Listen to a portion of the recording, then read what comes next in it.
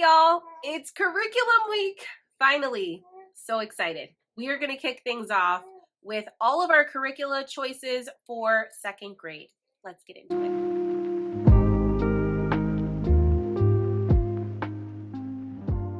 First of all, welcome back to the channel. If you're new here, I'm so glad you found my channel. My name is Kaela. I am a second generation homeschool mom to 4 girls, currently entering our 7th year of homeschooling. We're going into 5th grade and 2nd grade respectively for my older 2 girls. I am super pumped for the 2024-2025 school year. I'm glad that you're here. I'm going to be sharing all of our curriculum choices this week in 3 videos. This is the first, so make sure that you are subscribed and stick around to find out what we're doing for 5th grade. And also for our family subjects, our group style learning, that will be the last video in this curriculum week. All right, let's jump right in. We're in 2nd grade now with my younger daughter. She was my youngest daughter for so long. She is no longer my youngest. She has 2 sisters after her, but younger daughter. She's 7 now, but she will be 8 very shortly. This fall, she will turn 8, and this is her 2nd grade year. This is the lineup that we've got going. I'm going to have all of our subjects separated with timestamps. So if you're just interested in a particular subject area for 2nd grade, you can skip around. The timestamps will be in the description box below. I'll also have all of the resources mentioned today linked down there for you. So check it out. There's good stuff in the description box. So let's jump right in with math. If you've been around my channel, this is not going to be a shocker for you. We are sticking with our tried and true math curriculum. We are sticking with Singapore Dimensions. So we have our 2A textbook and workbook, and we have our 2B textbook and workbook. So this will be all of her math for 2nd grade. Not shown are my teacher's guides. I do use the actual teacher's guides, not the home instructor's guides, although they are both fantastic options if you would like to use Dimensions in your homeschool. Definitely check both of them out. There's pros and cons for both the teacher's guide and the home instructor's guide. I have not ever used the home instructor's guide because the teacher's guide just fits me. It is exactly what I want. But I have looked at some side-by-side comparisons. If you're interested in a side-by-side comparison of the home instructor's guide and the teacher's guide, let me know, and I will gladly direct you to a couple of my fellow content creators who have already made those. We are doing something a little bit different this year for math, even though we are using the same program. I am planning on signing my daughter up for the video subscription for 2nd grade. So Dimensions offers an online video subscription. You pay a one-time fee, and then you have that subscription for that particular grade level for an entire year, from your start date that you purchased it, a full year back to that date. So when she's actually ready to start this math, on that first day will be the day that I actually purchase that video subscription. And basically, from my understanding, this is our first time using it this year, so I can't speak from experience, but it's my understanding that you basically have a teacher walk you through the full textbook lesson and all of the workbook problems in one video, or maybe 2 separate videos that go together, I'm not sure. But yeah, it's giving you that teacher instruction for math. However, it's just a recorded video, so it's not interactive. You're not chatting with them. You're not getting grades from them. It lacks that interactive component, and it lacks a teacher grading the work. I'm still going to have to do that, but I'm okay with it. We really love Dimensions. It has been so good to us. It's been good for both of my kids, and we're going to stick with it. Why am I signing up for the video subscription for the first time, you may ask? Well, it's really in hopes that I can save a little bit of time for myself. So I'm hoping I can just take a little bit of instruction time off of my plate. I am not expecting that it's going to completely replace me. I think I will still have to sit down and do some instruction time, do some work. Math can be a challenging subject, especially when you're introducing new concepts. I really do want to make sure that my kids get those and feel confident and comfortable. That's a huge part of the reason why I chose this curriculum, because it focuses on conceptual math understanding rather than rote memorization, rather than just memorizing math facts, just memorizing, standard calculation formulas. This curriculum really does encourage them to have a strong number sense, to have critical thinking when it comes to equations and problems. And it's something I really value. So I am willing to invest time into it. I don't expect someone to completely take that off my plate. However, I am now the mom of 4. I have a toddler, I have a baby. They need me a lot. And so if I can sort of farm out and outsource even a little bit of instruction time, it will be such a huge help. Math is consistently one of the most time-consuming things that we do in our homeschool. It takes a lot of time. So if I can get some of that off my plate, it will be a win, a huge win.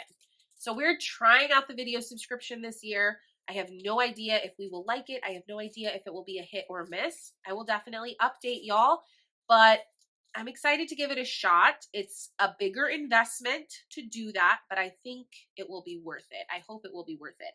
Now, you might have noticed there's one book missing from this set. Dimensions does also offer a test book for both the A semester and the B semester. So if you were to get all of the books, it would be a total of 6 student books plus your 2 teacher's guides. So that's 8 books for the year. And they do sell those as a set or individually, however you want to break it up. I opted to not get the test books this year. We have done years with them. We have done years without them. I know I've told you guys in the past that I thought they really added something crucial to the curriculum. I'm less and less sure of that as of late. I really do feel like with my kids, the textbook and the workbook seems to be more than enough for them to really get the concepts down. And also, since I am typically doing the work with them, or at the very least, I'm grading the work, I can see for myself where they might have weak spots, where they may need additional practice. I don't feel like I need a test on top of that to show me where they are. I think that the tests are really designed from a public school vantage point where you sort of need that benchmark to see what they've retained and how they're doing. I'm just not sure it's necessary in our home for our family. There are built-in practice chapters and built-in review chapters already in your textbook lessons and in your workbook problems. So the test on top of it really just seems to be like we're beating a dead horse. My kids have already gotten it. Why do they need to do even more work to sort of show that they've gotten it? It's a lot of paper. These books already contain way more problems and equations than we actually need.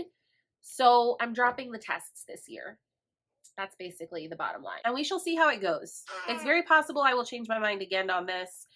I'd love to hear from you in the comments if you have used all of the components of Dimensions. Do you feel like the tests are really necessary? Do you feel like they added something really critical? I'm just not 100% convinced. The tests are very different from the workbook problems. The workbook problems encourage your kids to write out and show all of their work in many cases, whereas the tests in the test book are generally multiple choice.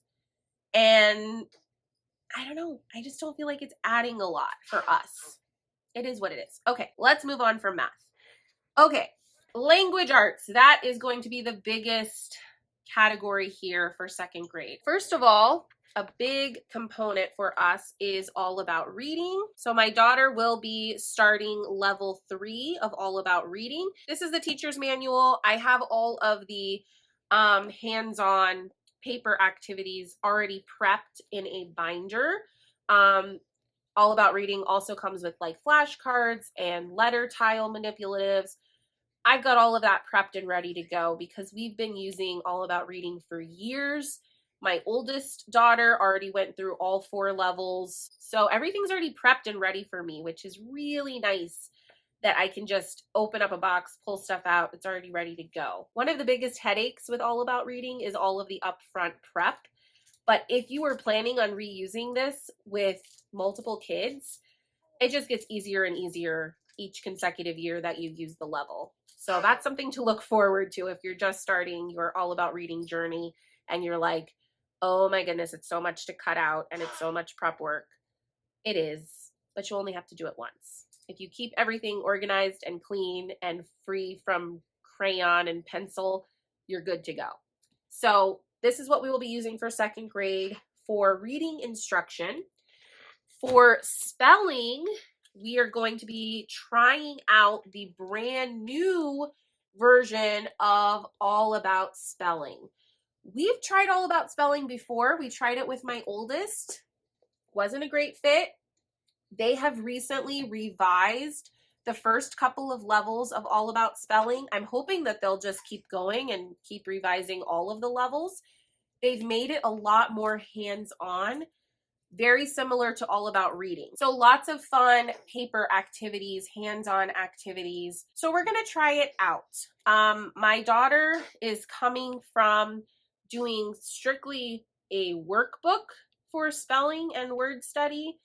And now this will be a new thing for her to try out. She's really excited to try this out. It was her request, actually, that I get this for her. So I'll let you know how it goes, what we think about this. For grammar, we are going to be continuing with her with Beowulf's grammar from Guest Hollow. And I will have a review video coming out for this very soon. The way that this curriculum works, it's a PDF curriculum, so it is a lot of printing. It's designed for a grade range, grades 2 through 6. So you can use it with a variety of ages and grades, which was really great for us because last year, both of my girls were able to do it together. Now, the way they have it split up is you have the choice of either having a really giant student workbook or they have broken that into parts. So workbook 1, workbook 2, workbook 3, and workbook 4. I opted to break it up. So last year we did workbook 1. This year, my 2nd grader will be doing workbook 2. This is just workbook 2, and as you can see, it's quite a lot. Should she finish this before the year ends, I do have workbooks 3 and 4 ready to go, but I don't expect that she will. I expect that this will be all of her grammar for 2nd grade, and then we'll do workbook 3 in 3rd grade and workbook 4 in 4th grade. That's just kind of what I'm thinking is going to happen, but we shall see. For handwriting, I don't have this yet because it is getting shipped to me as we speak, but we are going to be using the Zahner Bloser handwriting book for manual print. We have used Zahner Bloser in the past. We've done a variety of things for handwriting books, so this isn't our first time using Zahner Bloser. It's something we really like, and when I gave my daughter a few options of trying new things or a couple things she's tried in the past, she asked to go back with Zahner Bloser. So that is what we were going to do. For typing, my daughter will continue with Type C. We have gotten super into Type C this past school year. It's been something that we've used for a couple of years now, and I do have a review video on it, an older review video. I'll put that in the cards if you're interested in watching it. It's not just typing lessons. They have actual computer courses that you can take, but they do have typing lessons by grade level, which I actually really like. I know you might be thinking, like, why does typing need to be by grade level? It's because the content that they are reading and typing in their lessons, they're actually sneaking in some extra educational value. They're sneaking in like historical content, scientific content that they are reading and then typing or copying in their lessons. And it's grade level, it's age appropriate. So it's nice. It's really nice. It just adds in a little bit extra. For writing, and what I mean by writing, we've already talked about handwriting practice. We're talking about actual composition. There's quite a bit of writing practice in here. which makes sense because grammar and writing go together. You can't really separate them. But aside from the writing that she will learn in this, she will also be using write by number. We're going to be taking it very slow with write by number. She just started stage 2. I'm hoping by the end of 2nd grade, maybe we can get her into stage 3. I will be okay if she stays in stage 2 all year though. For me, write by number, the way it's designed, it's really all about the long game, and it's okay to move at your child's pace. That's the way the curriculum is designed, which is one of the things I really like about it. I do have videos on write by number, so if you are unfamiliar, check those out. I'll put them in the cards. And I'll go ahead and throw the video links in the description box below as well. So she'll be using write by number. It's not going to be something she does every day. It'll be something we touch on, you know, once a week, just to kind of keep those skills growing in the right direction. In addition to that, we will continue to use narration and copy work across multiple subject areas. That is something that we've been doing. That is something we will continue to do until she gets to the point where she can, you know, sit down and write completely on her own and plan out writing on her own. That's the end goal, but I don't expect that we'll get there until like 3rd grade, 4th grade. For 2nd grade, it's perfectly fine for her to continue to do narrations and copy work. So that will also be a bulk of her writing. The last component for our 2nd grade language arts, and it's a big component, and it's tedious and probably the most intimidating to me, is literature. So thankfully, my 2nd grader is a voracious reader all on her own. She loves to read. She's reading every day, which is great. But I also want to make sure that she's still hitting those critical goals as far as her knowledge of different parts of a story, different types of literature, being exposed to different types of literature. And there's lots of different resources and curricula that I could use for that, but she specifically requested this year that she would like to use more picture books as opposed to novels and chapter books. And I really want to honor her wishes. I want her to be invested in her learning, and the best way to get investment is to listen to the feedback of your kiddos. You can't always do something with all of the feedback we get, but in this case, this is something that I can definitely change for her. There's just as much rich learning to be had with picture books as there are with novels, chapter books. So many of these shorter, sweeter stories are just as deep and thought-provoking and still have lots of opportunity for covering things like the parts of a story or plot, characters, all the things that we really want to be learning about. So for literature this year, I'm going to be pulling from a couple of different sources, and I'm also going to be winging some of it. I will admit right away, I'm going to be winging some of it, just based on what her interest is, based on the books that we can find locally at our library. There will be an element of spontaneity there, and I'm okay with that. I think it's going to be fine. But I will also be pulling from Fish Tank Learning. I'm going to be taking a look at their literature units for 2nd grade. Also, Core Knowledge Language Arts. I already have all of their K through 5 downloaded on my computer.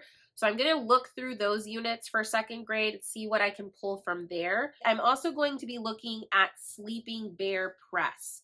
Sleeping Bear Press offers short little units for picture books. They have a huge library that you can search through. So I might possibly pull units from Sleeping Bear Press as well.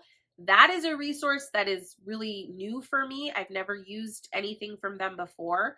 So it's going to take a little bit of time for me to sort of go through it, see what they have to offer, see where I can fit anything in. As you can see, I have not fully planned this out.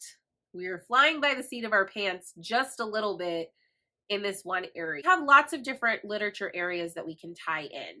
It's just now a matter of going and looking and choosing and planning it all out. And that is something I'm going to be focusing really heavily on in the next couple of weeks. I might even make a video and take you guys along with me during that process. If you're interested, let me know in the comments. Additionally, I still would like to do a couple of longer reads with her. I don't want to plan on having a novel every single month. That would be way too overwhelming. It was kind of a fail when we tried to do that this past school year. I was definitely an overachiever with my TBR goals for our family read alouds. We did not get through half of the books that I chose.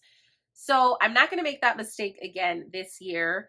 We have lots of great novels and chapter books that she can choose from in our home library, but I also want to take a look at Lit House Learning. I really like the resources from Lit House Learning. I have not tried her level 0 novel studies yet. Level 0 studies are probably going to be the best fit for my second grader. She has a couple of options on there that look very sweet. She has one for The Way of the Hive. She has novel studies for 3 out of the 4 Heartwood Hotel books. My daughter really loves the Heartwood Hotel series. We've only read one of those together. She may have read a little bit of the others by herself, but I don't think she's finished any of them. So there's some really good options there with Lit House Learning. My goal is to pick at least 2 of those for her and I to do together. And in my head, the way I'm picturing it is it's going to be this really sweet one-on-one special thing that I have with just her. We can be reading together, doing some of these fun activities together. I don't want to overwhelm her with too many chapter books, but I'm hoping we can get to at least 2. That's my goal. And then the rest of the time, lots of picture books, lots of fun stories. Some of the family curricula we're using, automatically we're going to be getting lots of picture books. So that's really great. We are well on our way to checking her box with lots of picture books. So that pretty much covers it for second grade. I really want us to be focusing on her core foundational skills, continuing to improve her reading skills, her spelling skills. I want her to have a better grasp of sentence level writing, sentence structure, and we'll be starting out with some early paragraph level writing, which is very exciting. And then just enjoying lots of sweet stories together. Those are our main focuses for second grade, and I'm really excited about everything that we've selected. I would love to hear from you in the comments below if you have any favorite resources or curricula for second grade. And I hope to see you in my upcoming videos as we continue with Curriculum Week. We will be chatting 5th grade and then our group subject areas. So I will see you guys in those videos later in the week. Bye for now.